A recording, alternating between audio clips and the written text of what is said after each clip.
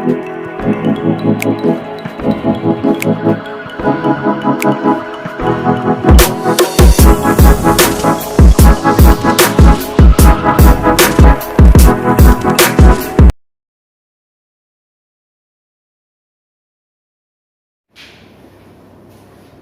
assalamualaikum warahmatullahi wabarakatuh. Bertemu dengan saya kembali ya. Nama saya Diki Latur Hari di channel Gelatu. Hari ini kita akan menjelaskan tentang materi selanjutnya, yaitu jaringan pada tumbuhan. Sebelum ke sana, kita harus sudah tahu waktu kelas 10, saat kalian masih kelas 10 di pembelajaran biologi, kalian sudah mengetahui tingkatan kehidupan ya. Dimulai dari organel sel, kemarin kita sudah belajar ya. Kemudian kumpulan organel akan bentuk namanya sel. Dan selanjutnya kumpulan sel akan bentuk jaringan. Nah, sekarang kita akan pelajari tentang jaringan tumbuhan. Sebelum itu kita harus tahu dulu pengertian jaringan. Jadi, jaringan adalah apa? Kumpulan dari sel yang memiliki bentuk, struktur, dan fungsi yang sama. Jadi kita tuliskan ya. Jaringan adalah kumpulan dari sel yang memiliki bentuk dan fungsi yang sama.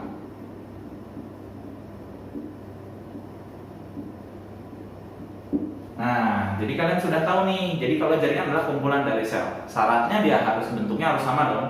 Kemudian dia juga harus memiliki mendukung fungsi yang sama. Jadi memiliki tujuan yang sama. Jadi ingat ya, dia memiliki bentuk yang sama dan juga fungsi yang sama. Itu adalah pengertian dari jaringan.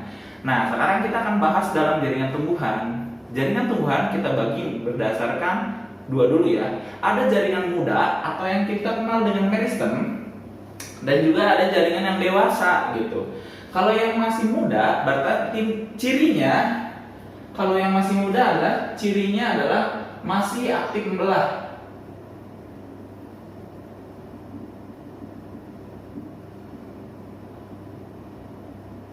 Nah, kalau misalnya yang sudah dewasa, ini sudah tidak aktif. Nah, kemudian biasanya kalau yang masih muda jaringannya masih hidup, sel-selnya masih hidup. Kalau misalnya yang dewasa tidak gitu, jadi sudah mati. Jadi kasarnya dia masih aktif membelah, kemudian ini selnya hidup. Kalau yang ini selnya mati. Nah, kalian sudah tahu nih. Pertama, jaringan kita bagi menjadi dua dulu untuk tumbuhan. Ada yang jaringan muda yang namanya meristem, ada yang dewasa. Nah, sekarang kalau cirinya yang meristem masih aktif belah dan selnya masih hidup. Kalau misalnya untuk jaringan dewasa, selnya sudah tidak aktif belah dan selnya biasanya tersusun dari jaringan yang sudah mati, sel-sel yang sudah mati. Nah, kemudian kita bagi lagi nih. Meristem kita bagi menjadi 3 komponen. Ada primer, sekunder, dan interkalar. Nah, ini berdasarkan posisi nih kasarnya. Dan hasil fungsinya nanti apa. Kalau misalnya yang dewasa, ada jaringan epidermis, ada pengangkut, atau bisa kenal kita sebut vaskuler boleh. Ada jaringan dasar dan juga ada jaringan penyokong. Untuk itu mari kita mulai ya materi selanjutnya. Saya akan menjelaskan dimulai dari jaringan meristem.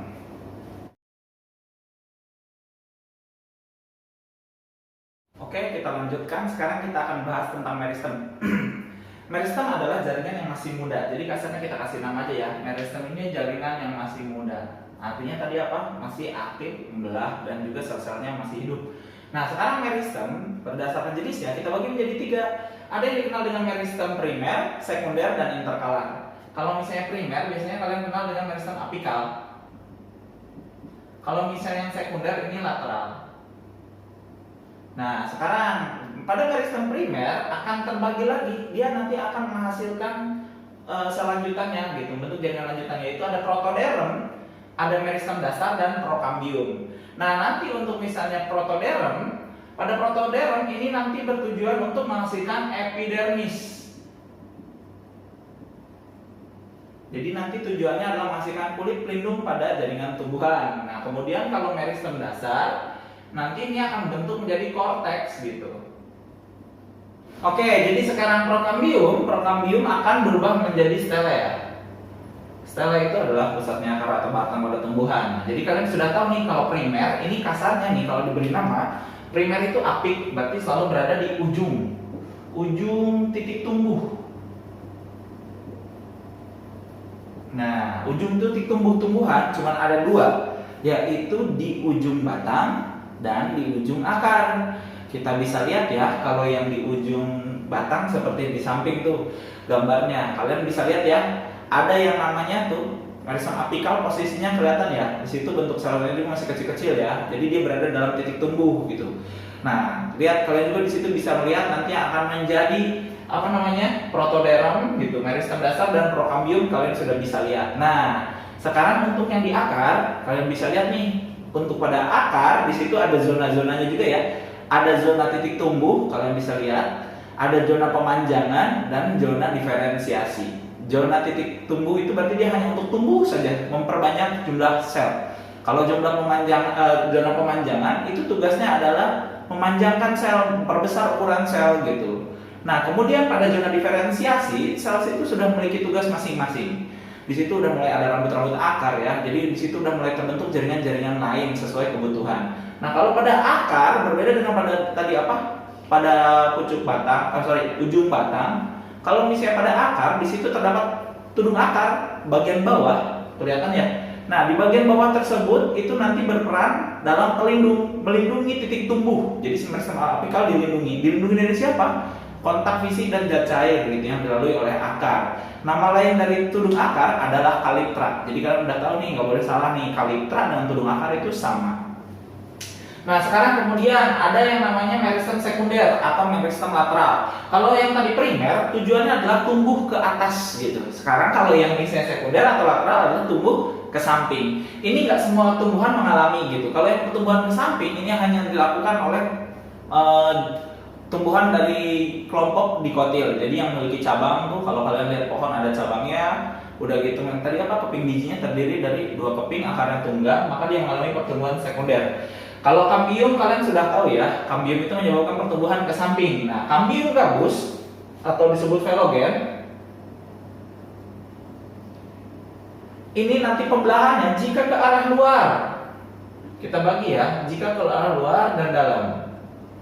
Nah, kalau misalnya ke arah dalam nanti bentuk velum. Kalau keluar adalah veloderm. Nah, jadi nanti kambium gabus atau velogen ini tugasnya adalah menggantikan epidermis ketika mengalami kerusakan. Yang mengalami kerusakan bagian luar, nanti yang digantinya oleh veloderm. Jadi inilah penggantinya ketika epidermis itu rusak. Nah, kemudian di sini ada yang namanya perikambium. Nama lain dari perikambium itu adalah perisikel. Nah, perisikel di sini berperan dalam nanti dia itu membentuk pada lapisan luar dari endodermis. Nah, kemudian nih sekarang kalau parenkim ini disebut juga dengan jaringan dasar. Nah, dia ini akan menjadi jaringan dasar selanjutnya.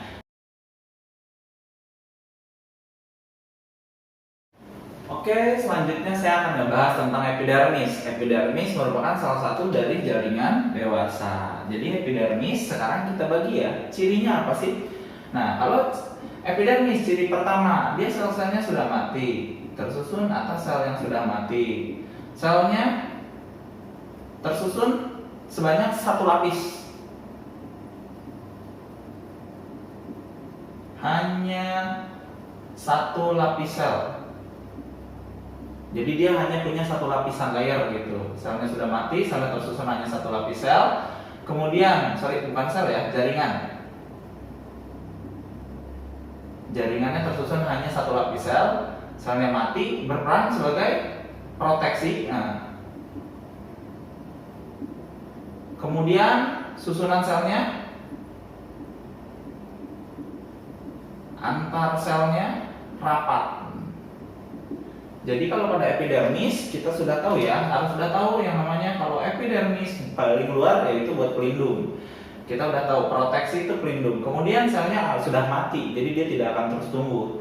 Nah, kemudian jaringan tersusun hanya satu lapis sel, dia hanya satu lapis gitu pelindungnya. Kemudian lagi tersusun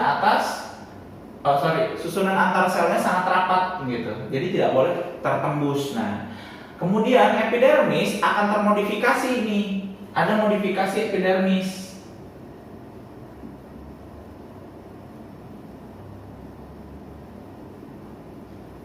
Nah, modifikasi epidermis tersebut akan bentuk apa saja sih? Kita mulai ya.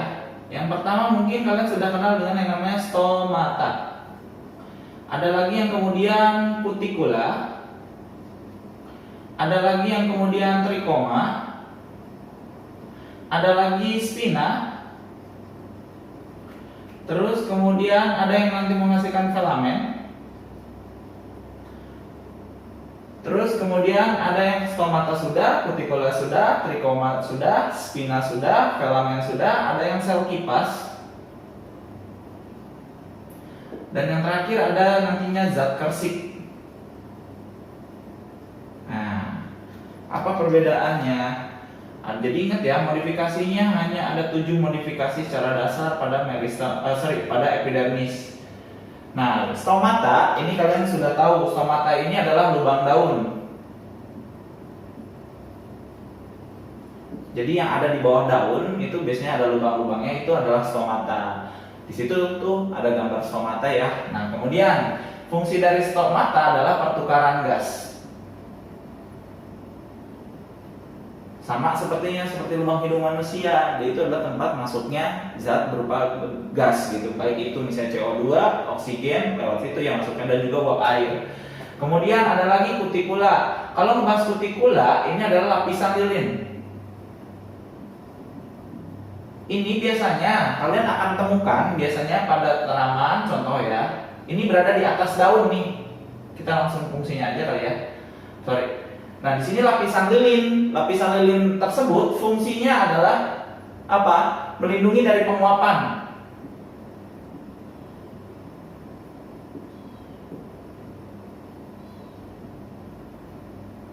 Jadi daun itu di atas ada lapisannya licin gitu. Kalau misalnya kalian lihat pada tanaman pohon nangka, kalian lihat kan ya bagian atas daunnya itu mengkilap. Nah, kalau misalnya pada daun pisang itu pada bagian bawahnya kalian sering gunakan untuk babacakan tuh ya. Itu kan ada lilin-lilinnya yang kalian sering lap tuh kalau misalnya sebelum digunakan. Nah, itu lapisan lilin itu menjaga dari penguapan berlebih, jadi supaya tanaman tidak kekurangan cairan. Ada lagi yang trikoma. Nah, trikoma ini kita bisa sebut saja bulu. Oh sorry, rambut, jangan bulu. Fungsinya dari trikoma ini sebagai apa kira-kira? Nah, ini untuk mengetahui rangsangan. Dia juga bisa untuk penyerbukan. Jadi seperti rambut pada manusia gitu. Jadi kalian bisa mendapatkan rangsang dari rambut kan ya. Ketika rambut kalian tertiup angin atau misalnya tersentuh gitu, itu kan akan merasakannya. Terus penyerbukan juga ya, jadi dia tempat untuk melengketnya benang-benang sari kayak gitu. Nah, kemudian spina, nama lain dari spina adalah duri. Kalau duri ini sebagai pelindung. Nah, pelindung dari predator. Contoh tanaman yang punya duri kan kalian sudah tahu ya, ada mawar itu, ada misalnya putri malu ya, nah itu punya duri. Kemudian ada filamen. Nah, filamen ini fungsinya adalah untuk menyimpan air. Menyimpan air pada tanaman epifit gitu. Contohnya mungkin kalian tahu tanaman anggrek ya, di situ ada filamen. Jadi untuk menyimpan air, karena kan tanaman anggrek nempelnya di pohon-pohon ya. Jadi nggak langsung mendapatkan air dari dalam tanah. Jadi dia harus punya penyimpanan. Penyimpanannya itu dilakukan di filamen. Kemudian ada lagi sel kipas. Sel kipas ini fungsinya adalah untuk menggulungnya daun.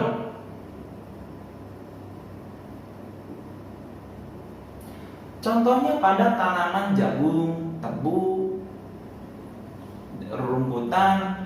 Jadi dia ada sel kipasnya. Jadi dimana nanti misalnya ketika kepanasan si daunnya akan menggulung gitu. Karena terlalu panas. Oh sorry, kalau tebu enggak ya. Jadi ini contohnya pada jagung gitu. Nah nanti dia akan menggulung karena supaya menghindari dari penguapan. Kalau misalnya zat kersik ini ditemukan pada tebu. Ini sebagai penyokong tambahan. Kalian tahu ya batangnya tebu kan itu lebih tebal. Pada rumputan juga ada ya. Jadi kayak pada bagian ruasnya itu ada lapisan yang keras. Nah, itu zat kersik. Nama lain zat kersik itu sebenarnya adalah SiO2, silikat gitu. Makanya ini bisa buat amplas dan lain-lain. Jadi epidermis sudah diketahui dan modifikasinya.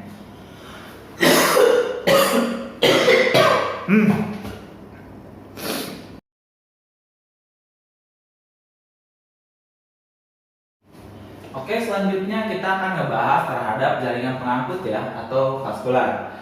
Nah, jaringan pengangkut sekarang kita bagi dulu. Jaringan pengangkut terbagi menjadi dua. Ada yang nanti namanya flum dulu ya, kita oke lah, flum dan juga silem.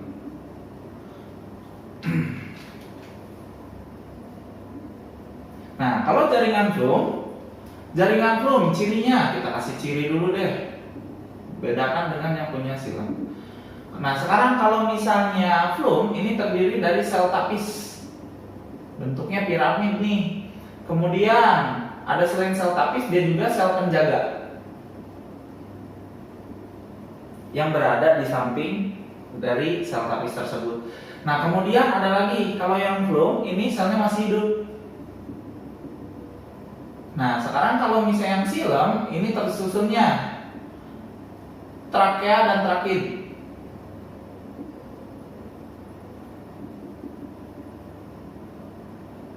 Nah, ini ada lubang-lubangnya gitu. Terus kemudian kalau selnya sudah mati.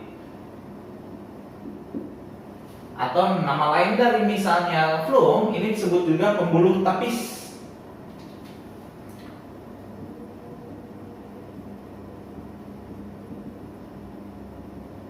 Kalau silem ini adalah pembuluh kayu karena dia keras nih.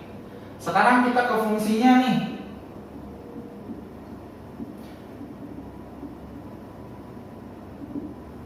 Nah, kalian bisa lihat ya, di sana ada gambar silem dan flum. Jadi kalau flum misalnya, flum itu disebut juga pembuluh tapis.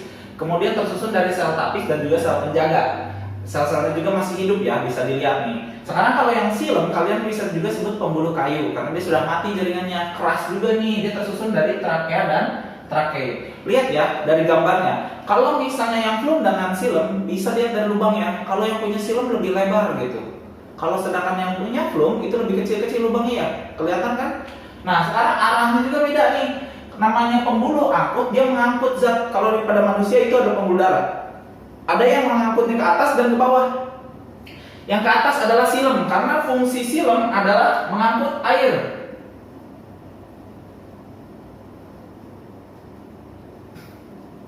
Dan juga unsur hara. Sedangkan kalau pada flum, di sini adalah fungsinya mengangkut hasil fotosintesis.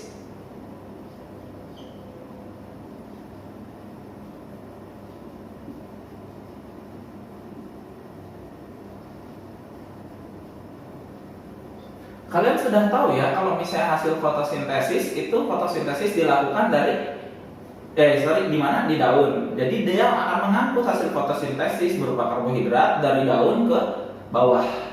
Jadi dia mengangkut nih flum itu dari atas ke bawah. Kalau untuk silem kan air adanya dari akar dan dia akan dibawa ke fotosintesis yaitu di daun. Berarti dia arahnya ke atas, dari bawah ke atas. Jadi dari akar ke daun. Jadi kalian sudah tahu nih kalau misalnya silem dan flum, ingat ya, kalau F itu berarti ingat kata kuncinya F berarti fotosintesis, berarti flum membawa fotosintesis. Kalau misalnya silem ini nih lihat ada I-nya, berarti akan bawa air dan zat hara kayak pupuk yang kalau kalian kenal. Nah, sekarang kalian sudah bisa lihat gambarnya juga di samping dari tadi ya. Itu bisa kelihatan apa perbedaan silem dan flum secara gambar. Kalau yang tadi silem celahnya lebih besar, namanya cuma bawa air, tidak usah repot-repot. Nah, sekarang kalau untuk yang flum pembuluhnya kecil-kecil tuh lubang-lubangnya ya. Itu untuk jaluran dari karbohidrat nanti dari yang dihasilkan dari fotosintesis. Jadi silem dan flum berbeda tuh ya, apa yang diangkutnya dengan arahnya juga berbeda. Nah, kemudian nih kita akan ngebahas nanti transportasi simplas dan apoplas, jenis transportasinya nih.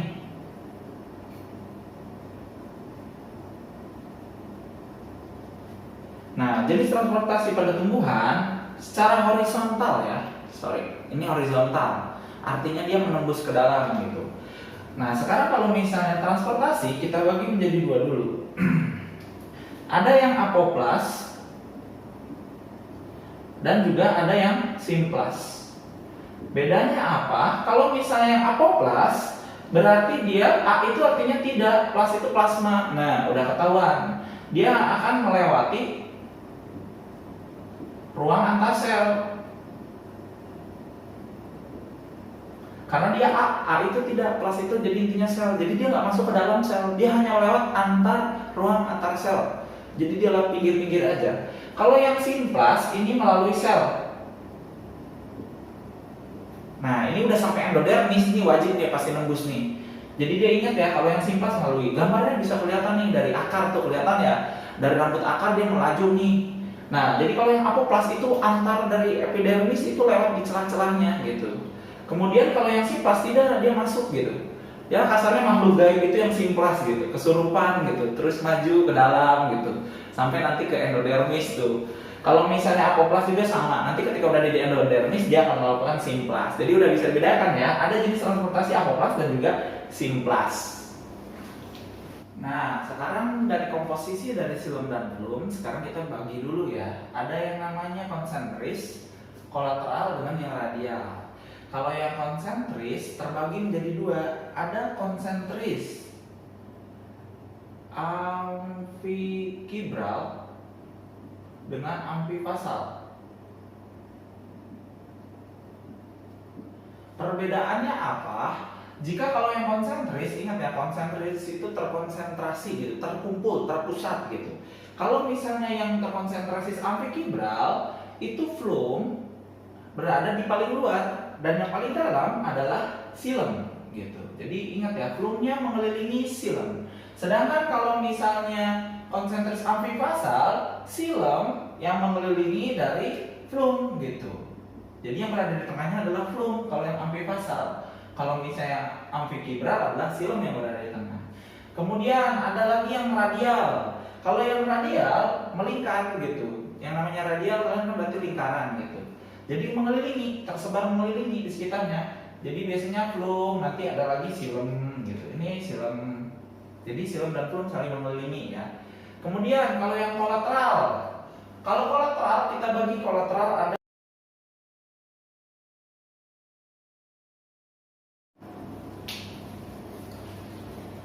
Selanjutnya kita akan bahas tentang jaringan dasar pada tumbuhan. Jadi kalau nama lain dari jaringan dasar, kalian sudah tahu yang namanya jaringan parenkim. Jadi parenkim ini adalah jaringan segala bisa. Parenkim ini berperan sebagai tim support gitu kasarnya. Sekarang untuk apa saja parenkim? Kita mulai ya. Ada yang berperan sebagai klorenkim. Kemudian aerenkim. Berikutnya parenkim air.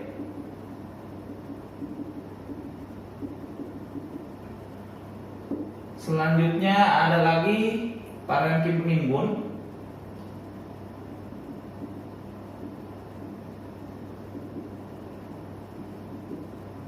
Dan yang terakhir adalah parenkim pengangkut.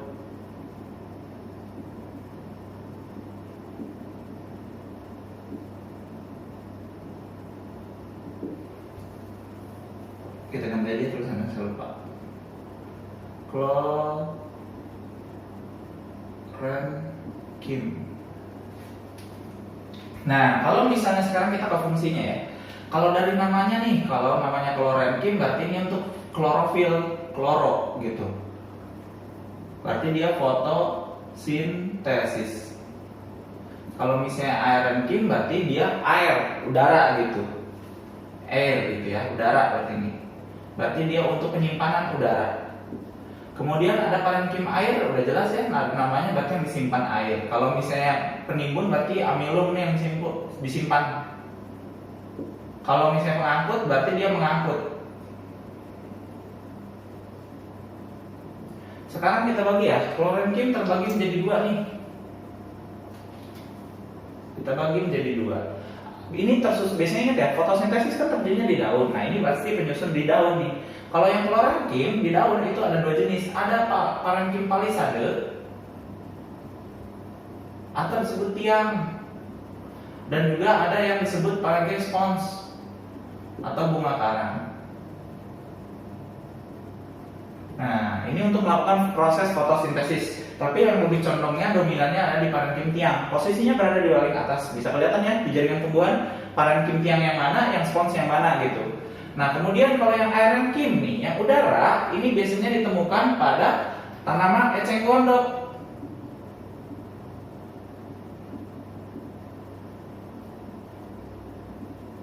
Kalian tahu ya, buat mengapung berarti. Selain tanaman eceng gondok, di sini juga ada bunga tasbih. Bunga tasbih itu bukan yang masihkan bulat-bulat tasbih gitu. Jadi bunga biasanya ditanam di taman, biasanya indah kok bunganya juga. Nah sekarang kalau untuk parenkim air, ini air ya. Nah ini biasanya untuk menyimpan cadangan air. Kalian sudah tahu lah, berarti tanaman-tanaman yang ada di gurun biasanya nih. Bisa buah naga, bisa kaktus, bisa juga nanti lidah buaya. Nah, sekarang kalau parenkim penimbun, ini nanti akan bentuk korteks, disimpannya di korteks, atau juga di imbulur bisa. Nah ini tahu ya, yang menimbun berarti tanaman-tanaman umbi-umbian tuh, nggak usah saya sebutin, kayaknya sudah tahu semua umbi-umbian. Kalau parenkim pengangkut, ini sebenarnya yang berperan bukan menjadi silom dan flum, tapi nanti di sini untuk pada bagian endodermis. Jadi untuk pengangkutan secara simplas gitu. Nah, kalian udah tahu ya tadi simplasnya kayak gimana. Jadi parenkim itu adalah jaringan segala bisa, terbagi menjadi klorenkim, aerenkim, parenkim air, parenkim penimbun, dan parenkim pengangkut gitu. Kalau klorenkim berarti untuk fotosintesis, adanya di daun, ada palisade dan spons. Pak, ada nggak di batang? Ada. Untuk beberapa jenis tanaman pasti memiliki batang yang untuk melakukan fotosintesis, biasanya batang yang berwarna hijau. Untuk yang aerenkim ini udara, contohnya ada di tanaman eceng gondok untuk mengapung dan bunga tasbih untuk mengisi rongga-rongga supaya lebih mengembang. Parenkim air, nah ini contohnya untuk menimbun air, berarti ini tanaman-tanaman berarti yang xerophyt nih. Contohnya buah naga, kaktus, lidah buaya. Kemudian ada lagi parenkim penimbun, berarti dia memiliki banyak amilum nih disimpan. Berarti dia ini disimpan di korteks dan empulur dalam bentuk amiloplas. Ayo, masih ingat nggak amiloplas? Ya. Kemudian parenkim pengangkut, ini untuk mengangkut. Contohnya adanya nanti di endodermis nih. Ketika di endodermis, pelindung dalam tuh pada batang misalnya. Nah nanti pada akar misalnya, tuh lihat ya. Nanti itu pengangkutan air udah nggak bisa lagi lewat secara ruang antar sel. Jadi dia akan menembus gitu. Menembus apa? Menembus sel. Makanya disebut dengan jalurnya secara simplas.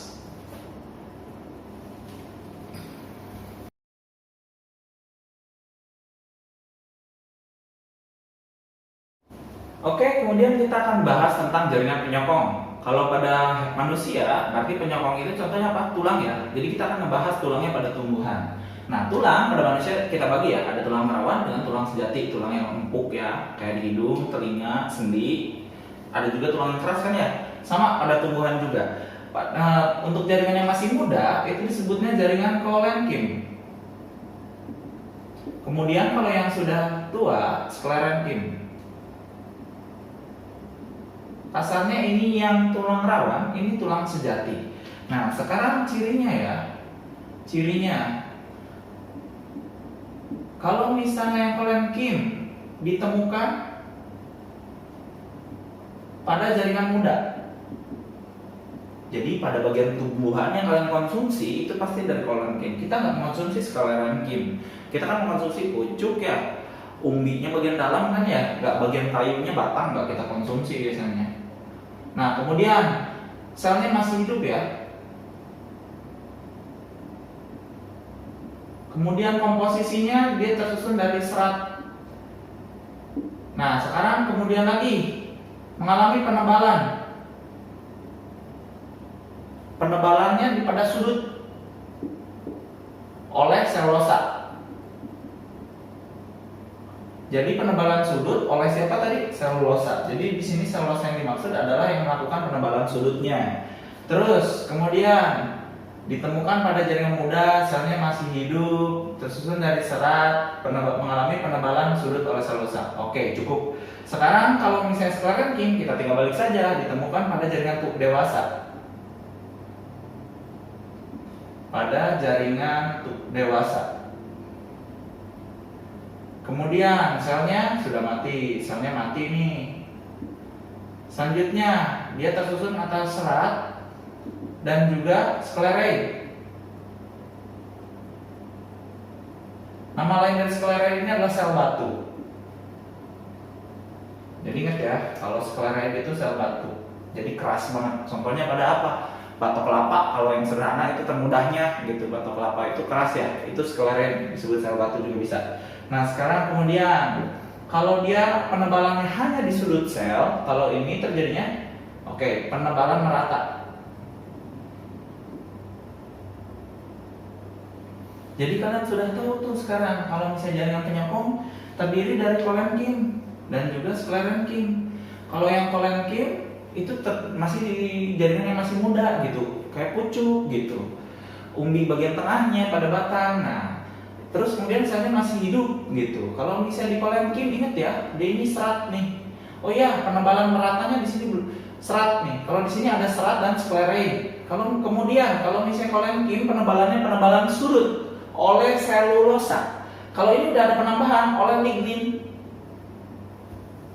Kita samain deh, hitam lagi. Lignin. Makanya keras. Nah, kita tidak mengonsumsi seperti papan ini. Keras ya, itu berarti udah lignin. Kalau selulosa masih bisa kita konsumsi gitu, tapi dalam jumlah terbatas. Nah, jadi kan sudah tahu nih kalau sklerenkin itu jaringan tuanya, kalau soalnya tulangnya kerasnya. Kalau yang masih mudanya kolenkin. Dari sini kita sudah belajar ya jaringan pada tumbuhan jenis-jenisnya apa saja. Nah, kalian bisa mengetahui ada meristem sebagai jaringan muda dan ada jaringan dewasa. Jaringan dewasa nanti ada epidermis, ada lagi apa lagi tuh? Ada pengangkut, ada jaringan dasar yang disebut parenkim dan juga jaringan penyokong. Penyokong itu seperti tulang. Nah, seperti ini. Hari ini kita cukupkan saja pembelajaran hari ini. Jangan lupa like, komen, dan subscribe jika hal itu bermanfaat. Salam biologi. Wassalamualaikum warahmatullahi wabarakatuh.